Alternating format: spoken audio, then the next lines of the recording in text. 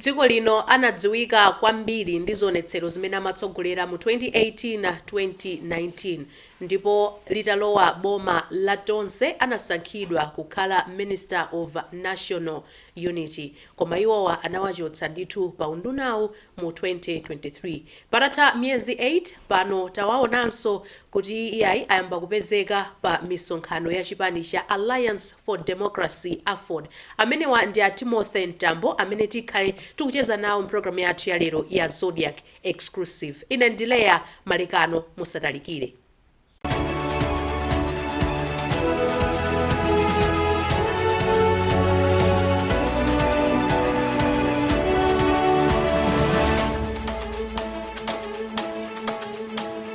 Takulandirani comrade ku program yathu ya Zodiac Exclusive. Ziko. Zangochitika kuti tangopezeka kuti red black. Coincidences are possible. Mwasokonekera atu Mtambo. Basi mwasandukano wandalete. Kale andana takuuza kuti kukara wandale wasokonekera. So kundiuza kuti anthu amene akutilamulira muno muziko muno ndi osokonekera. Ukamanena kuti mwasokonekera mwakarano wandale. Anthu akutilamulira ndi osokonekera. Tinakudziwani ngati munthu amene munali omenyera ufulu. Yes. Muli ku HRDC, Yeah. kutsogolera ma demonstrations ndi zina zotero. And mukubwera kwanu munkatira kuti tikumenyera ufulu wa Malawi. Yes. Pano mukupezeka ku misonkhano ya ndale, kumachita ndithu kuzionetsera motere sikusokonekera umene. Ndikoyamba ine kupezeka ku misonkhano ya ndale. Mukamanena kuti pano ndikupezeka ku misonkhano ya ndale. Mukutanthauza kuti ndikoyamba kumuona Timothy Mtambo ku msonkhano wa ndale.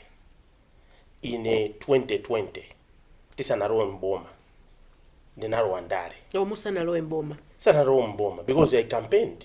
I was part of the people who campaigned for this government. You understand? That's why ndingamati tisanalowe mboma because we were campaigning to change. And I was part of the people who formed government. So nthawi imeneyo ndinapanga resign ku HRDC. Kunena kuti mission pamene ndafika pano, I think ndachitako ukuku ndipange zina. And I formed CFT chomwe ndi movement ya ndale. You understand? And ndinachita campaign in almost every district kuno ku Malawi. Now inuyo lero mungamandiuze kuti ndalowa ndale lero ndasokonekera. Ndikubwerezaso. Moti simuna sokonekera. Anthu onse ali mundale ndiosokonekera. Simuna sokonekera. Oro pang'ono. Actually,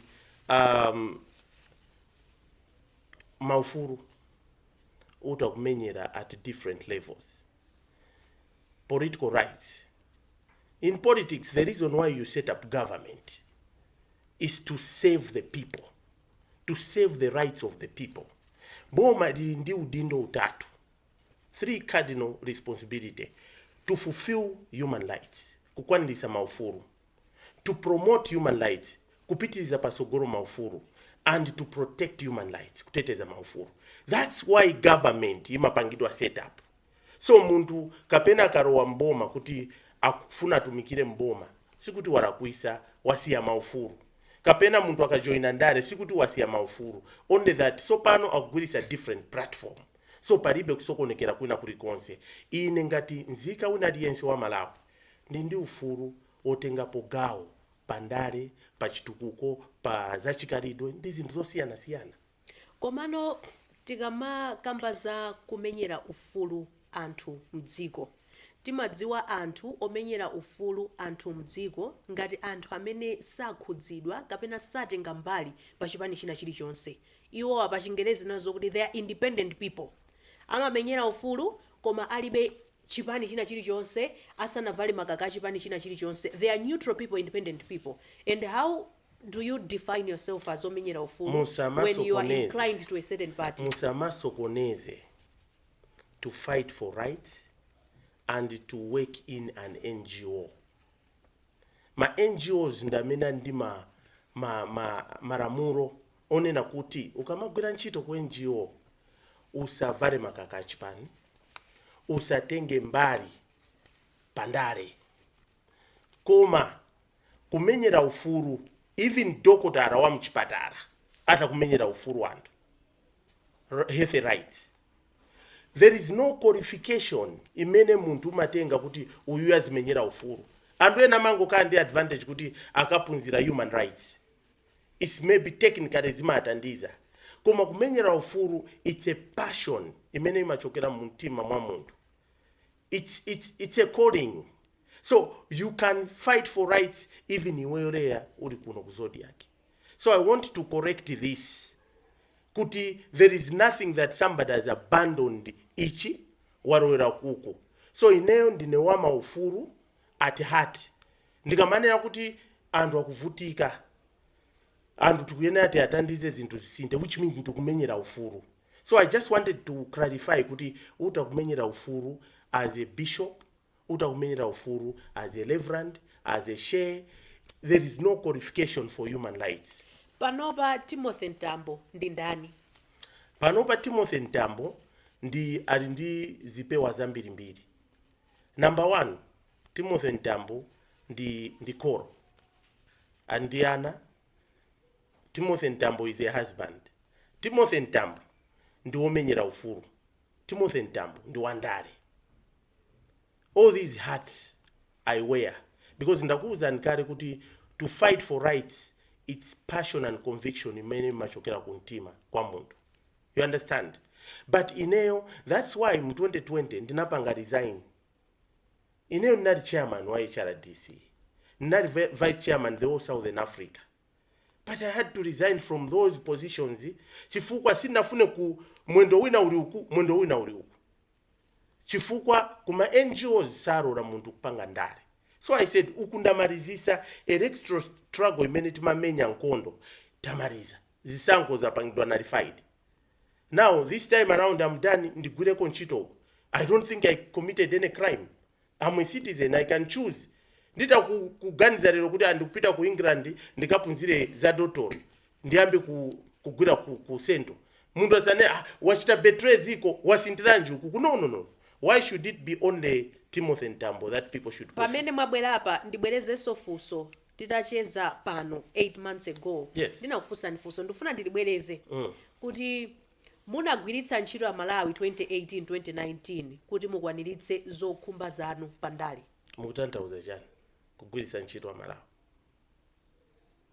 What do you mean?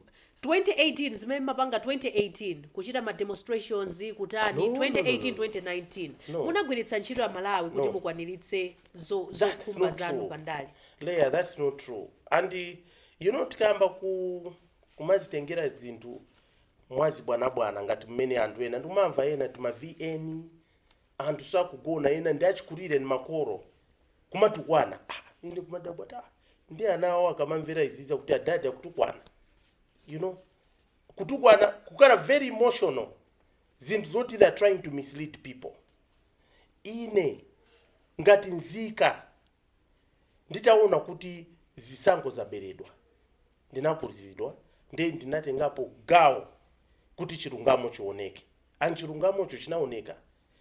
Makoti anagamura kuti izi sizinayende bwino. In short, zisankho sizinachitike. So are you telling me kuti for me to participate kuti zinthu zalakwika ndipo tikufuna chilungamo kunali kulakwisa? And ineyo after that as a citizen ndinadusa mzinthu zambiri. And if I can start narrating mavuto ndinadusamo panopa, you will be shocked. Now Amarawi, sometimes we take these things for granted. How many times amafuna kundipa? I survived imfa siyana. And no one here would say I'm pretending what I'm saying. Now, itafika nthawi nitaona kuti anthu akuchita kunena mmisonkhano oro maklipi titatenga panopa amanena kuti uzipempera kwambiri. DPP kawinaso. Number 1 tipanga deal ndiwo suzakara Malawi muno. You understand? Ineyo that's why I decided kuti okay, I think nditandizire kundale. Awawa apume kaye because mkwiyo ndi waukulu. Pandale simafunika kuzitenga zinthu personal. Ziko lindira tonse. Wina samazitenge ngati iwo are more entitled to this country than others. So ineyo I'll never ndamva yena kuti apologize. Apologize to who? Titenge step by step. Ndimafuna mungo sindika, mungo yankha Yeah, of course. In conclusion, I never pamene used mwayankha, anyone. simunayuza I Malawi. never used anyone. Aliyense anakuzidwa. Anthu akamapita kunsewu amapita kuti zinthu sizili bwino. Tikuvutika Malawi. Si ine kuti ndimapita ndi chikwapo kuti pitani kunsewu. So I think for a person to be passing message kuti ndinayuza Malawi ndibodza. And sinali ndeka. There were many leaders. Amene timagwirizana timayankhula the same language. Even most of them in the media nawonso mavomereza kuti zinthu sizili bwino. And timayankhula the same language. So why should I be isolated in that case? Mwatifotokozera momveka bwino kuti 2020 munasiya za ufuluzi kuti ndapanga resign from HRDC. Yes. Ndikusapota boma ili and mwaninazo kuti you campaigned for this government. Exactly. From Sanje to Chitipa. I did. Pano takuona ni kuti mwalowa ku Afordiko munapezeka msonkhano umene unachitika sabata zapitazo kwa chinsapo mu mzinda wa Lilongwe wa Aford kwa kwanji. Choyamba ndikuyenera kunena kuti ine from the beginning ndimakhulupirira kuti kuno ku Malawi kuli zipani zokwanira. If I reach the level kuti I'm disappointed by all the parties, that's when I would say kuti let me come up with my own political party. But sizoona kuti every gym and chat every time we wake up to say ndapanga kachipani. Zimene zimaonesa so indicator yonera kuti anthu tindima self interest. Pamene tingakwanise kutandizira the existing structures titandizire.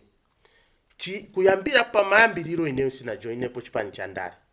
Oro ku university ku chancellor college kuja muzapite mukafufuze. Ndinati nsogolere kumene kuja. Muzamvapo kuti ndimapanga align ndi chipani chakuti. Ma students amakara DPP win, Aford win, MCP win. Kumakara, serious politics. But I never did. And the first time kuti maybe I started associating with a political party, not that I joined, is Malawi Congress Party. Because I was in the government whose president was a Malawi Congress Party president. Oh, mango vala na magaga Yes, achipani of aja, course. koma you were not Of MCV. course, chimozi muntu wapita kumpira. Wavara jezi o kapena kuri national celebration yachani wavara maraya amenewo. Ineyo I never did you muntu kama join ndare pamakala procedure and in MCP procedure muntu mapita constituency ka kuma area ama kurandira kukuveka kuti akumuranda mnaonapo kuti akundiveka msaru kuti akundirandira. But when I'm going to the rally I would put on attire imena kufunika ndo avare kumeneko. I was supporting kuti kapena kuri MP wa Malawi Congress Party and panga invite for campaign. I could go and help because after all, okay, ineyo I'm a very loyal person. Comrade. When I've got a leader, you said I support you them. supported this government. Yes. Si joncho. Yeah, but I think maybe I should just conclude. Nazo kuti you supported it. Yes. Kuli zipani zambiri. Yes. Kuli UTM, kunaliso Aford yomweyi, kuli PP, ndi zipani zina kumeneko. Why did you specifically chose kuti ndizivala makaka MCP? Mukawerenge statement imene ndinapanga release when I was forming CFT.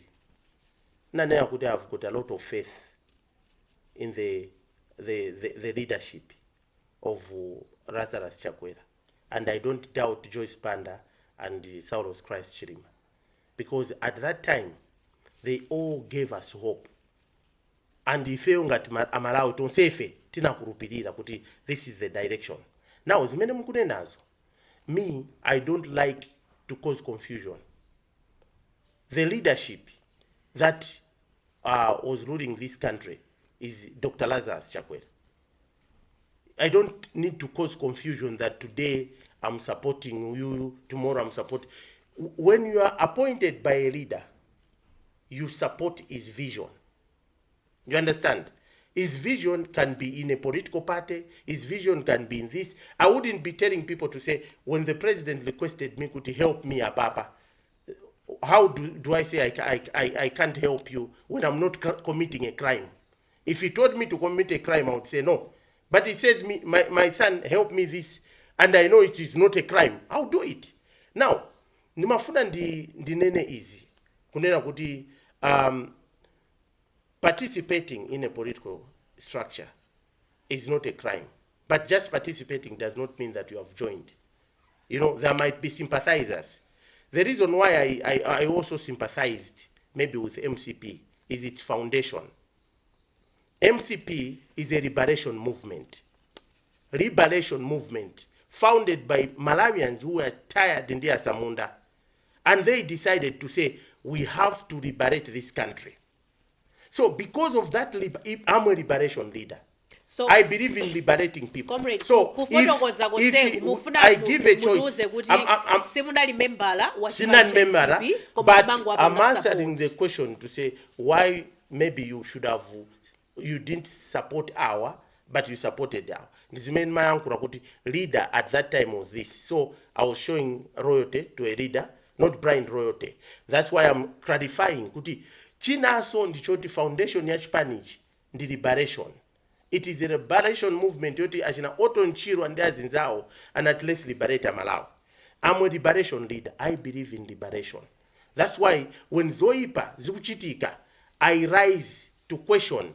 That's why in 2020, 2019, no matter how many attacks analipo ntawi manager, tina nyamuka kuti no, enough is enough. That's why oropanopa taona kuti okay, tinandi hope koma zinthu kumene zikulowa. I'm back because I believe in liberation. Now your question was, why have we seen you with Aford? Aford is a liberation movement. So you can see me that my association associates with liberation movements because Aford came to liberate us from one party dictatorship. So me as a liberation leader, I believe in foundation. Didn't own a foundation ya MCP, that's why I was supporting, but I didn't join. I supported them kurare like Ukarunga, that's why maybe people say so, that much. Baba ku Aford, mwabwera ngati ndani kuti mwajoina kapena you are still doing the same zimene mapanga ku MCP. Yes, now it's the first time that I've put up a very serious consideration to participate in partisan politics because I've never had a party. Now, when I came to Aford, it didn't just happen overnight to say we should start discussing on how we can work together with Aford. You know, okay. Kuti tiyambe ku kapena kuti munduone pa nsonkhano wa Aford ngati zimene zinachitika sizinachitike kuti overnight. Enoch Chihana, we have been discussing about this country for a long time. Even Tonse is an around bomber. And he used to tell me to say, comrade, you are a replica of my dad. You are a liberator. I like the courage that you have. And I strongly believe Aford is your home. So we could just laugh these things. Tumango seka chanchan. Look, iwe unari wa maufuru. My father anari wa maufuru. So we have been laughing this over and the like. But I've always had this in mind to say Aford is a liberation movement. And I believe in liberation. Now, chimene chachitika. Ndichonena kuti chiyambire democracy mno Malawi 1994. Zambiri. Comrade, I don't want you to answer this question politically. It's just a straightforward question. Yes. Ku Aford mwapitaku. Mwapita kuti mwajoina Aford kapena kuti chani. Mutifuna kwenzere bwino bwino. Ife ndi Aford. Tagwirizana kuti tigwirire ntchito limodzi. Now, kugwira ntchito limodzi ko tikuona zimene zachitika ndi Tonse Alliance. Tonse Alliance, even mwina chitukuko China, chinasokonekera because they have been manungunungu fighting amongst themselves from the beginning. Nde ifeo, tikuti, ifeo nga tukufuna kuti titandiza Malawi. Tikare pansi, tione kuti, kodi ma ideologies yatu nzogwirizana. Sanamira zatu nzogwirizana. Fundo zatu nzogwirizana. Nde tikafika kuti mfundo tazipanga taziruka. Pamenepo we shall announce to the public kuti sopano ifeyo masomphenya athu the completely the same. But for now, I can tell you without fearing any kind of contradiction kuti foundation ya Aford ndi foundation ya CFT ndizogwirizana. Amakulupirira maufulu, amakulupirira democracy, and nafeso timakulupirira zimenezi. Ndi pano tagwirizana kuti tigwire ntchito limodzi. And masomphenya athu ndiwoti timange Alliance for Democracy ya mphamvu yoti yatumikira Malawi. Masomphenya athu ndi amenewa. Ndio ndikunena pano. Ndikunena kuti CFT sitinapanga register ngati chipani. Koma CFT ndi mfundo zake. Ndinapanga iraiti mfundo 10 zimene tikufuna titumikira Malawi. And Aford yakunena kuti tikugwirizana nanu china chilichonse chimene mwayankhula. That's why mukutiona kuti ife tikuyamba kugwira ntchito limodzi ndicho linga choti timange one Aford ya mphamvu. Nde izi zingadziyende bwino muzationa limodzi paka na karaka. Ineyo I don't have any reason kukana disband zambiri. Mwajoinatu mwaloweratu chipani cha Aford. Pano exactly ngati mmenda fotokozera. Panopa tikugwira ntchito limodzi, and an attack to one is an attack to all. Because we want to build one home, one political home. Comrade, yeah. Sizachilendo alesa kudziwa kuti munali nduna. Yes. Ku boma ili. Yes. Mwakhala nduna kwa zaka ziwiri ndipo anakuchotsani 2023. Ena akuti mwashota. Ku MCP ko angokuta yani palipose pakadali pano. Olo mafoni anu sakukuyankhani chifukwa chake mwaganiza kuti anthu awa anandigwiritsa ntchito, anandipasa udindo, pano angonditaya pena palipose ndi ataye ndi joine uku. Inu mukhoza kuyankhulapo zona. Oh my God. You know, those shooters, that's not true. Me, I live a very simple life. I live a very manageable life. I don't need to be a billionaire or whatsoever. And for a person who kuti washota, I'm laughing because I'm educated. I've got papers.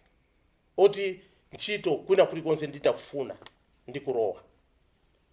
I think this madness yomanena kuti kumationa anthu kuti we are regulated by money. I'm not regulated by money. Ndikanaka kuti I'm regulated by money, ndikanaka puppet kuboma na MCP.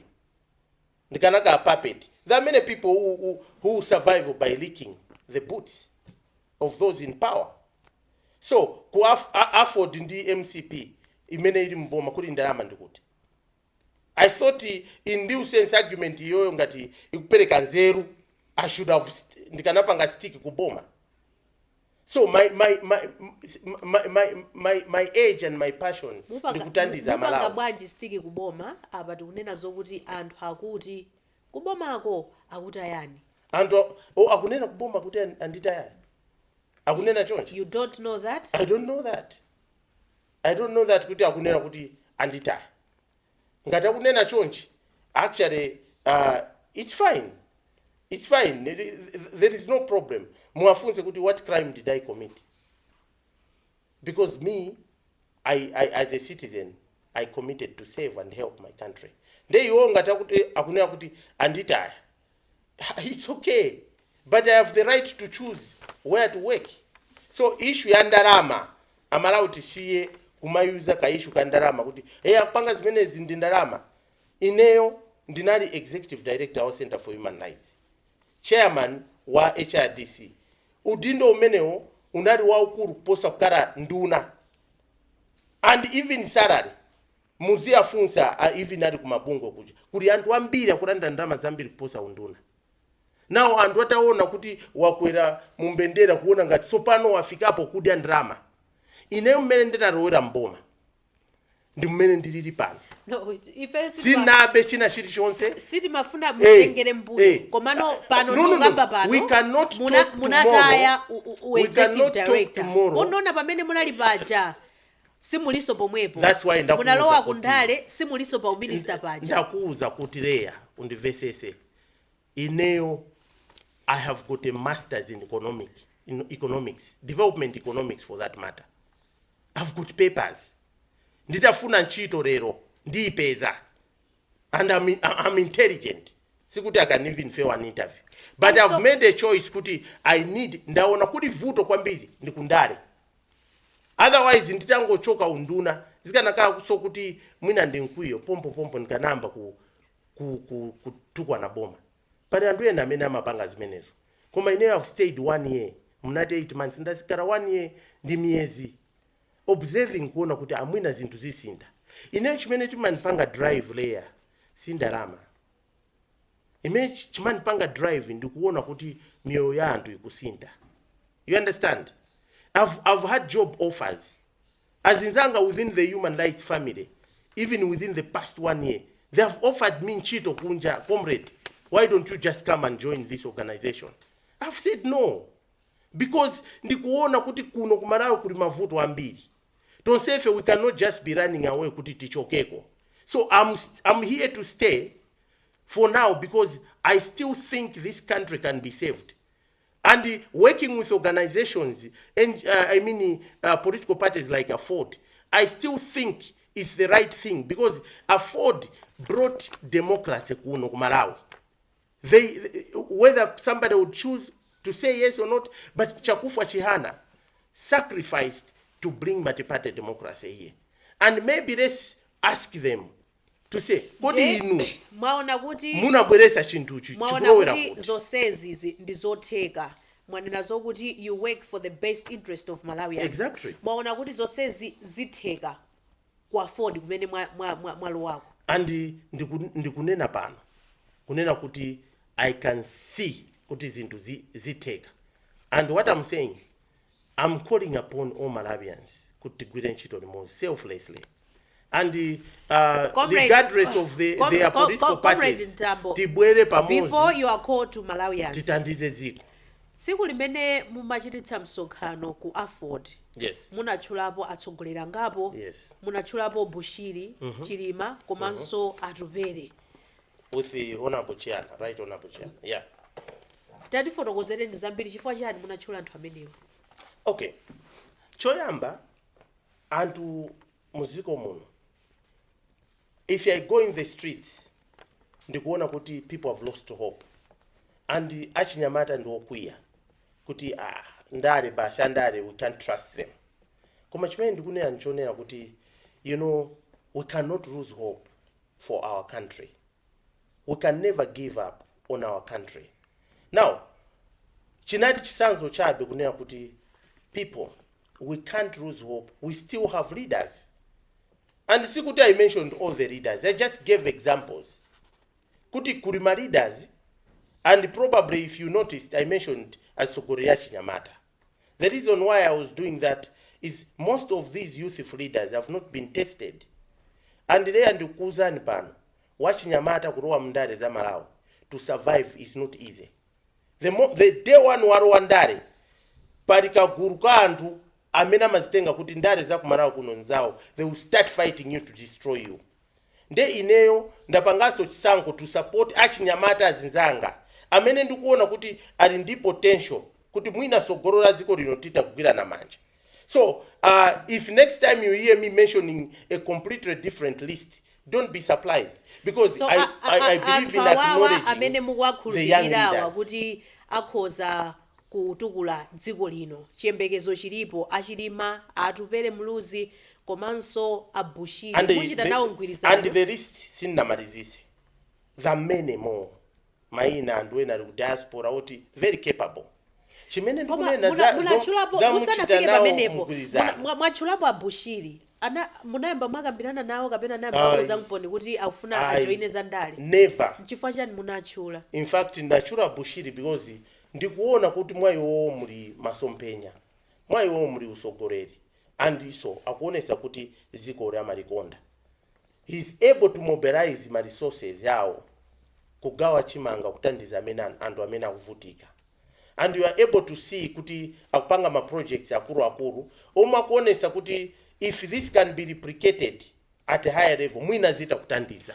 So ninaachura osati kuti ninakumana hapo nawo sinakumanepo nawo sitinakambiranapo nawo za ndale, but I was just mentioning ngachisanzo kuli anthu ambiri kuno ku Malawi oti titakuwatchula in the same league. Ndibweretso kufunso langa lija, Achilima ali ndi chipani chawo cha UTM, Atupere Muluzi ali ndi chipani chawo cha UDF. Yes. Muli ndi maganizo ku Afodiko kuti muthanso kuchita mgwirizano ndi anthu amenewa? Yeah, chimene ndinganene nchonera kuti for Malawi to change anthu ife tikuyenera tibwere pamodzi. And ifeyo ngati leadership yathu ndi comrade Enoch Kamzinge Nchihana, we are willing to work with anyone amene akufuna kutandiza Malawi. So amenewa atakhala willing kuti tigwire ntchito limodzi, we'll be able to work together. Koma tikuyenera kuti tikale conscious taonapo ma alliance, and in the end anthu amangolimbana, and we have not achieved what we wanted to achieve. Like Tonse alliance panopa is just on paper. You find that umandinsogoleri uyu ndi okwiya, uyu ndi okwiya kuti sizimene tinkafuna izi. So ine ndikunena kuti moving forward tikuyenera tiunike nkhani ya ma alliances. Ma alliances kuti akale musanapite ku Aford comrade. Yes. Tamvetsedwa ndithu kuti munayamba mwapita ku DPP. Kuti mupite ku DPP koma anthu mmene kwakusonyeza zokuti sana kukhululukireni pa zimene munachita 2018-2019 nde munapita ku Aford. Muthakulankhulapo zona? That is the childish propaganda.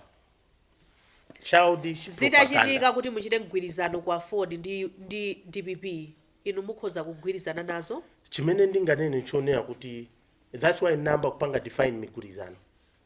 Migwirizano should be based on principle and my values bwino. And we moving forward, we need migwirizano which can be enforced. I think people should be able to push malamulo kuti malamulo ateteze migwirizano. Sizoona you agree ndi anthu kuti tiyenda limodzi tipanga zakuti then later on you just break it. You start doing the opposite. So chimene ndimanena kuti if DPP wants to save Malawians, and if DPP agrees ndi mfundo zathu zimene tili nazo kuti tiyendera limodzi ndipo tagwirizana bwino kuti this is how we are going to do things, this is how we are going to execute our alliance, why not? Any Malawian amene akuti tigwirire ntchito limodzi titagwira nayo ntchito limodzi. Koma kunena kuti I approach DPP, no. But if they approach me for talks, I'll talk to them, the Malawians.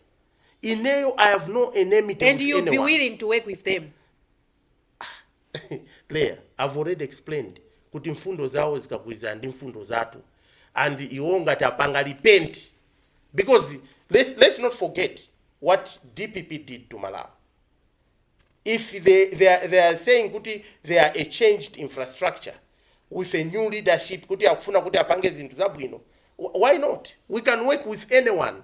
Nanena kuti guidance yake yogwira ntchito ndi munthu ndi kuti mugwirizane ma ideology and nonse mukaye ndi interest yotandiza Malawi. So me, I'm not owned by anyone. Kuti basi I'm in this port that I have no freedom of association. So if any party in this country, so mwagwiritsa ntchito chizungu chokuti if they are to repent, yes, of course, kusonyeza kuti ali ndi machimo ambiri a DPP,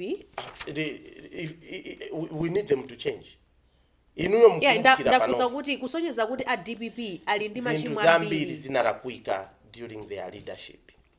Ndikofunika ndithu kuti alape machimo ambiri. And by saying this, I'm not saying kuti apite ambe kurapa ife tinakusaza kuti akufunika kuti asinte atuonesa Malawi kuti we are a new direction, we are a new family. That's what I'm talking about. And even the current administration, but zinthu zambiri zimene zikulakwika zomwe I would say the same kuti akuyenera asinte kuti by 2025 mwina Malawi atakuzapasa chance ina. Ndibwererenso kwa inu comrade Mtambo. Pa nkhani ya repentance imene mwabweretsa apayi.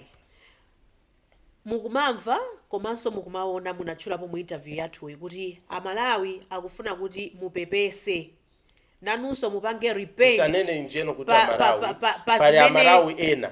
Pali Amalawi ena. Andambiri akumayankhula zimenezo ati mumakaka ukuona kuti ali mmakaka. Let me use this word, some Malawians, if Some that Malawians, makes that's you better. happy. No, Some Malawians, that they is want correct. you cannot some say Malawians, they want you yes. to repent. Eh.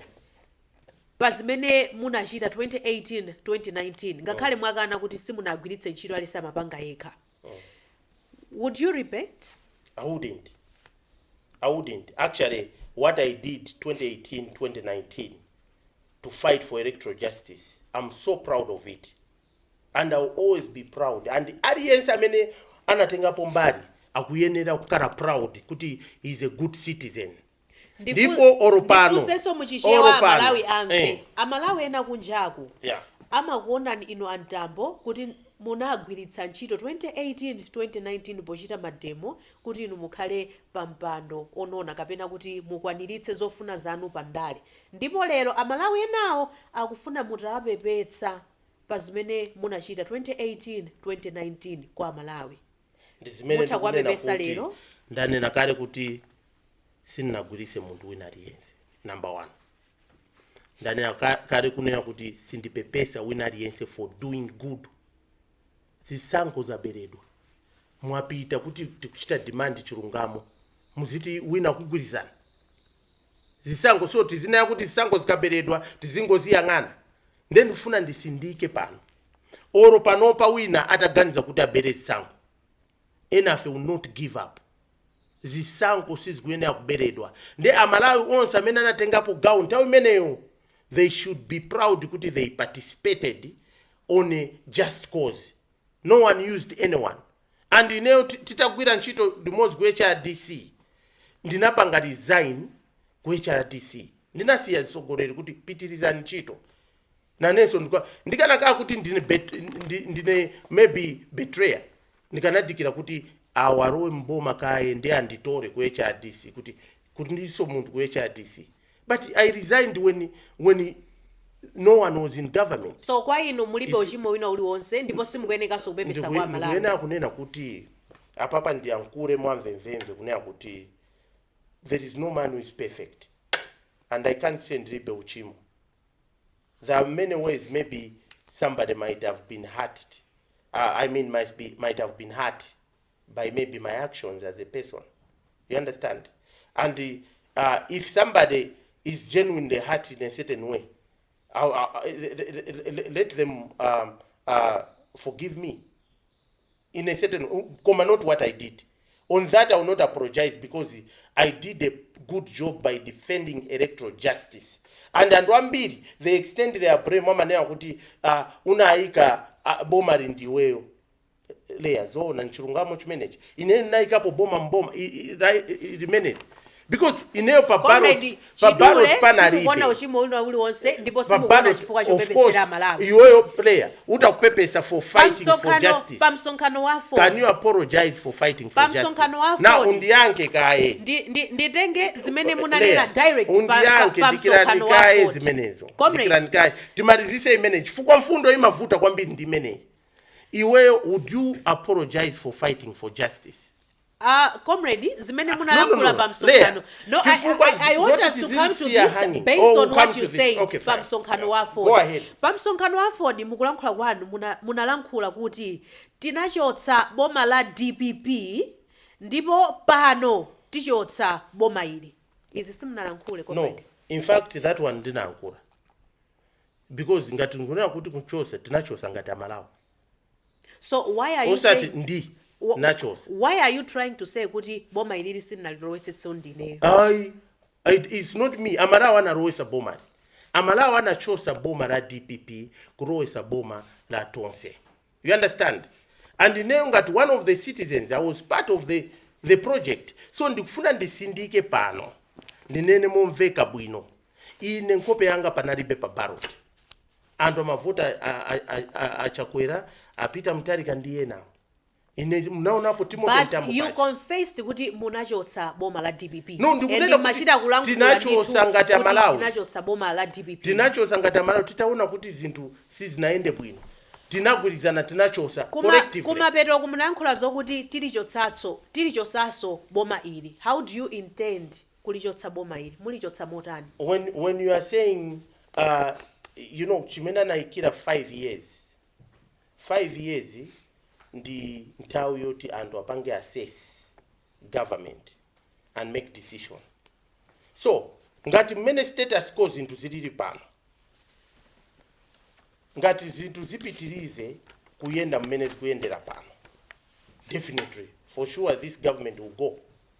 So tikamanena kuti Amalawi bingu wa Mtalika anagwira ntchito yabwino second term anthu anamuchosa because sana sangaya ndi zimene amachita just like apita Mtalika. Then this time around amanena mpaka na lero kuti inu ndi gulu lanu ndi limene munagwiritsidwa ntchito kuchita mademo kusokoneza boma la DPP ndi kulichotsa pa mpando. Munalichotsa boma lapitalo la DPP ndi mademo. Ndikubwezereni mbuyo apa mukuti mulichotsanso boma ili mulichotsa motani? Chimene tikunena kuti Amalawi when they are not satisfied ndi performance ya boma aichosa. Ndi zimene manena kuti ngati munandivesesa bwinobwino kuti zimene tinkafuna sizinatheke, mavuto tinkaona aja akuonekabe. Lero lino tikuyankhula anthu ena akugona bendi njala, ena afe mwina tadya chakudya koma anzathu ali pansewu sanadye china chilichonse. Pamene tikuyankhula pano anthu ena oro sugar mwina anamuona kalitiro, yet munomo tili ndi mafamu mafactory a sugar. Pamene tikunena pano zinthu mitengo zakwera, ndi tikunena kuti ma challenges awako angatapitirize chonchi, then for sure government is going and the people will use democratic means. And when we say we are going to remove a government, say tukutanthauza kuti tigulisa mphamvu, we are democrats and timakhulupirira mu democracy. That's why 5 years zisankho zikachitika usogoleri umasinta kapena anthu amanena kuti tikusangana nanu pitirizani. So tikamanena kuti boma zisinta kapena muchititsa mademo ngati mmene munachititsira 2018 2019. You know leya ndimafuna ndinene kuti kupanga zionesero ndi ufulu. Ndipo ngati pali china chimene kapena tichione kuti let's take this path, we can do demonstrations and no one can stop us because it's a democratic right. So my approaches amene tingagwirise, one thing I can assure the people, they must be democratic. Kuma for now, I'm saying for the past 1 year we have written a clear agenda in the 10 commandments. Amene tikuona kuti ma commandments awa tipange engage Malawi. Ife tikufuna tipange engage Malawi zinthu zija tizimvesese. That's why ndikuti this time around Malawi tikama voter and akamapereka ma promises samangomvera china chilichonse. We have learned a lesson. Chimene ndikunena nchonera kuti moving forward mundu akamanena kuti tizakupasani fertilizer ochipa azifotokoza mwamvemvemve kuti azapanga chakuti how you understand.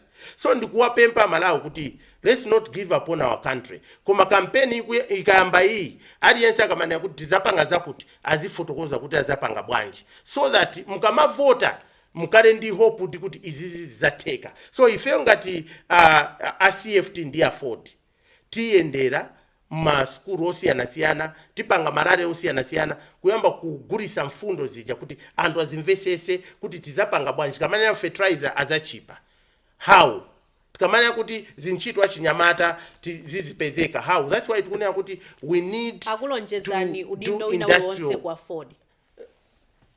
Idza udindozo zimene ndinganene kuti ineyo sinimapanga prioritize maudindo ndi zimene zapangisa kuti ziko lisapite pasogoro. Wina aliyense wants to lead, wina aliyense wants this. The first thing ndionera kuti tiyeni timange masompenya amene titumikira Malawi. So zoti andilonjeza udindo for now is not a topic that we can even be discussing, because for me I don't believe in positions. At the right time, of course, because for me to save, I need to have a position which I can use. See, organization in this structure. So how can you just be saying to say without the structure? 2018 munatuluka nthawi yokuti timayandikira ku chisankho cha 2019. Yes. Apa tiziti mwatulukanso chifukwa chokuti tikuyandikira ku zisankho? No, I think for me to come out is not about zisankho. For me to come out ndikunena kuti zinthu sizili bwino amalawa kulira. And there what is so funny chimene ndinganene nchonera kuti every day you open social media and they have been saying, why is he quiet when people are suffering? When the same things happened in DPP, he spoke. This time around, he's just quiet. So shocking there. The same people, when immediate rise came out and spoke, they are saying, why is he speaking? Chifukwa, he was part of this government. So they mean that when you are part of something, you just have to stay there. It's laughable. It's laughable. I never asked you that, comrade. No. You said mwabwera chifukwa choti zisankho zikuyandikira. Mwanena zokuti kukupatsani udindo simungakane mutakulolera. Chifukwa for you to save anthu mukweneka mukhale pa udindo ina. In an organization you need to be in the. Panopa timafuna mudziwe. Timafuna amalawi adziwe kuti kodi unduna ujana kuchotserani chani. I don't know. Simudziwa mpaka. I don't know paka na pano. Because of course I can't be telling people to say maybe I have a talk with the president on this, on that. Those things, timabanga timakambirana in under an oath. But I don't know, because I was given a mandate to do a very unique one. Unduna uti kunaribe, and within 2 years I set up a ministry. You understand? And it was not easy, with a very minimal budget. Nimarandira budget yochepa kwambiri panduna zonse zijandineo. And akupasa kuti yambisa chinchaji wani akupasa budget yochepa. Koma ineo ndinakwanisa. And I remember by the time there was a cabinet reshuffle, I remember kuti we were running a huge project in the UNDP. Yoti we should set up my structures my district once in Malawi. And by that time, even EU inalita tupasa drama zambiri. Even titazika mwina mmakwacha zita kukala 20 billion and above. Kuti tupangerani imena manena kuti tumanena kuti democratic governance project focusing on civic education, voter education, and national registration. Of course, in terms of performance, I wouldn't say kunari koenera. But kuchosa muntu is a prerogative ya president. Amena ndi mpamvu ndi president. You understand? President amata kuziwa kuti apapa mwina ndisinte mwakuti. Nde nsayankire mafunso wa president. Koma ineo, one thing that I can say, I've never failed to execute nchito ndikapasido. And when I was given a ministry ya nyuan, ndinaipanga set up, maramuro, ma policies, kuti muone like unity and the civic education. Kuti muone zipaso zake elea. It might take many years, but I tried my best and I did a good job. Kwazaga ziwiri ngati nduna. Yes. Chilowere ni boma iliri. Munakhalapo nduna kwazaga ziwiri. Pano msonkhano mene munachita kwa chinsapo munauza Malawi kuti mavuto amene amalawi akukumana nawo pakadali pano. Vuto ndi utsogoleri. Mwazindikira liti kuti vuto limene amalawi ali nalo mdziko lino ndi utsogoleri? Yeah, of course. Vuto la Malawi laka usogolere for a long time. Sirero roka kuti the challenge of leadership has been there. Because Malawi after independence over 60 years, we are still the same. We are one of the poorest countries on earth. It shows kuti there is something wrong with leadership. So we have been trying different leaders, and right now we are trying Achakwera. Now in the past we are in 4 years. There are a lot of things which have not worked to the expectation of Malawians. For instance, Malawi anandi chiyembekezo tonse ife timayembekezera kuti corruption will be the story of the past. Koma panopa corruption is there. And when you see even my index as ikoronsera pansi za corruption, zikuonesa kuti our corruption is sikupanga reduce. You understand? Zomwe zikuonesa nso goreri sikuti you can just doubt a person pompo. Mundu mampasa trust kuti ano mwina zinthu zisinda. You understand? And now if I left just within Tangoroa Mboma kuchoka andu mkana uyu sakuziwa zimena kuchita. amafuna zinthu zisinte, apasidwa mpata kuendesa boma akutawaso. So of course antufe sometimes tilibe chabwino. Anything will find something to blame. So ndikunena kuti usogoleri muno Malawi has been a problem for a long time. And zikuone sabe kuti pagana pano usogoleri we are still struggling. So we need to put up a leadership imene ingatumikira Malawi. If Malawi Congress Party will save our people by September and people are happy with what they are doing, they'll vote them back. But what I'm saying, and they shouldn't think kumalawi kuribe asogoleri. Aliko, but and wambiri ama opa kurowa kundare uku. Especially Achinyamata. You were there for 2 years. I'll come back to my question, Honorable Comrade Mtambo. You served as a minister for 2 good years. Yes. You were there. Yeah. And abasiru gamba zokuti the problem has been utsogoleri. Mawana mene munayankhula munanena kuti vuto limene lili pano ndi utsogoleri. So I want to know kuti ndilitiro limene munazindikira kuti vuto mdziko muno chifukwa mavuto amene akumana nawo Amalawi sikuti ayamba leroyi. They have been there 4 years ago boma ilita lowa. Mwazindikira liti kuti vuto ndi utsogoleri. Ndinazindikira kale kuti kuno kuli vuto la utsogoleri. Koma any leader mumayenera kumpasa mpata. Will be very bad people kuti achakudangorowa 1 year, 2nd year, but we condemn him completely. Because now also it's a transition time. Panali zinthu zingapo zimene mayenera kurongosora. Koma ineyo chinthu chimodzi chimene ndingapanga right chimene ndachionaso ku government iyi. I think slowness in acting on things. Pachichewa ndi chani? Chichewa chabwino chita kukaya kuti chidodo maybe zinthu we have not been very fast and swift. Decisiveness. Pamakala ma decisions ena ya choti they took a long time. For instance, mwina ndita kungo kupasa nchisanzo. Ma issues are corruption. Timanewa kuti tikangorowa and onse okuba mwakuti. Pagana pano tinganene kuti ndi anthu angati amene tinganene ku successfully who have conquered corruption. Even zama mega farm timayankura. Ineno makurupirira kuti ma mega farm with proper value addition factories within the mega farm zita kutandiza ziko kupita pasogoro. Koma ma mega farm tayamba kuyankura pompano. Kumbuyo konseku we were dragging. So ndikunena kuti I think slowness. And you were part of the dragging. Of course I was part and I was pushing also inside. Ndimapusha kunena kuti guys zinthu zizi zili pati. Now ineyo sindikufuna kuti ndibwere pano ndiyambe kunena kuti mwina ndikuganiza kuti I left cabinet because of the following things. Maybe this might not be an appropriate platform. I can't be bragging here kuti I know zakuti ando samva chenchen. I was doing that work on an oath.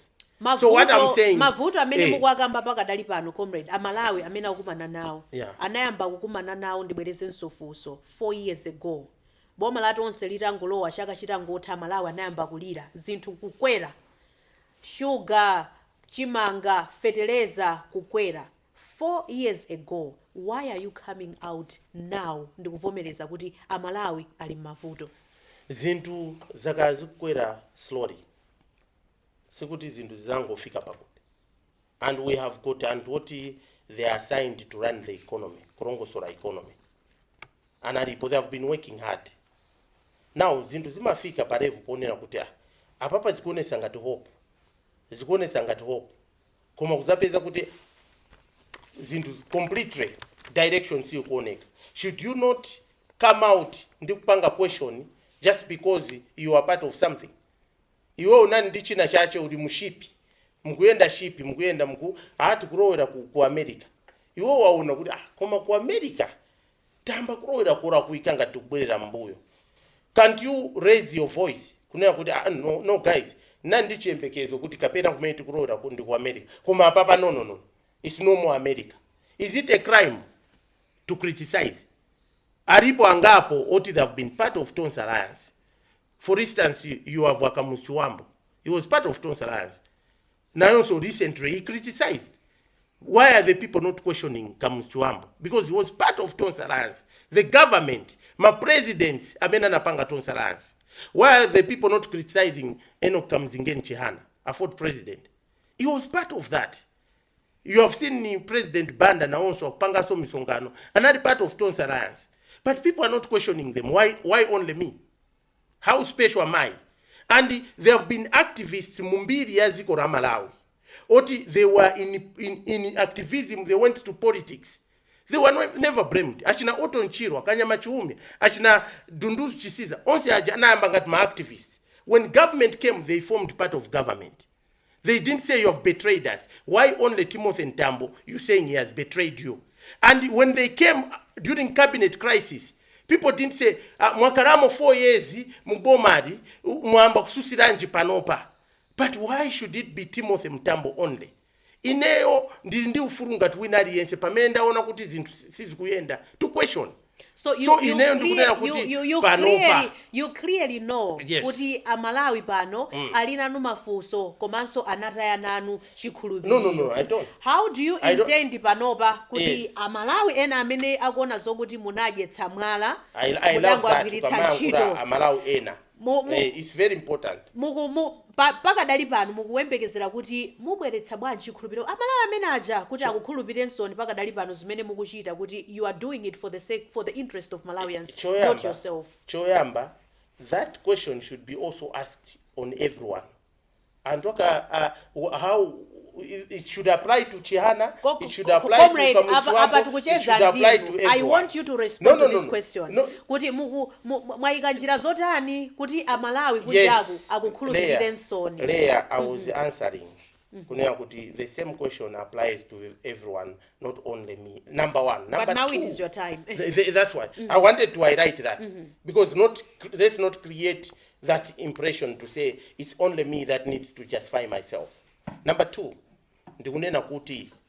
I am here as a citizen to contribute to this country.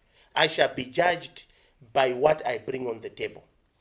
That's why I don't like just kungo turu kwa kumango yangu kwa kumango tukwana. That's why ndakara kuyara mfundo ma commandments amene aja. Then kuti tiamba kupangana engage ya Malawi. Pa mfundo zimene zija kuti Malawi angasinte bwanji. Mavuto watu angachepe bwanji. Malawi amene aza kurupirire mfundozo, they shall believe in it. Malawi amene aza kurupira mfundozo, who are partisan, now also they choose where they belong, let them be. I'm not here to plead kuti somebody should believe me. I'm here as a citizen to contribute to this country. And I'll do that unapologetically. Pano ndikunena kuti tiamba kutambasula mfundo zatu zimene tikuona kuti Malawi angasinte bwanji. Amene agwirizana nazo agwirizana nazo. Amene sagwirizana nazo sagwirizana nazo. I'm not here to force anyone to say believe in me. No. Even pamene mamba HRDC ambira matika ika palibe chimene angapange. What did we do? We contributed to electoral justice. So here I am as a citizen. Let not people take me as a special case. Kuti ntawi ina dionse Mtambo sakuyena kuya ndikudabwa andu ena akupanga criticize boma ndikuyankhula zomwezo kuti iwe usayankhuleko koma ife misara yantu ndwanji mene. Tikuthokozeni comrade Mtambo kuti munabweranso kuzacheza nafe program mene ya Zodiak exclusive. Tiye ndigwire ntchito aruta continue ndipo sititopa tiyatumikira Malawi. Winafuna safune ngati zinthu sizisinda. We'll go back to the Thank you so much, comrade Mtambo, for God your bless time. you, Leah. Thank you so much. Omuso ndimene tamalizira program yathu ya Zodiac exclusive pano pa Zodiac television. Ine ndileya malekano. Program yathu ya lero timacheza ndi Timothy Mtambo amene mbuyo mwanadziwika ndi nkhani yomenyera ufulu muno Malawi. 2018-2019 anachititsa mademo ndithu opsa kwambiri mu dziko lino. Koma anakhalaponso nduna mu boma ili la Tonse. Pano akuti alowera ku chipani cha Aford kuchita nawo mgwirizano kuti asinthe dziko lino. Ine ndileya malekano, pitirizani kuona ma program otsatira pano pa Zodiac. Mwakumwa nonse.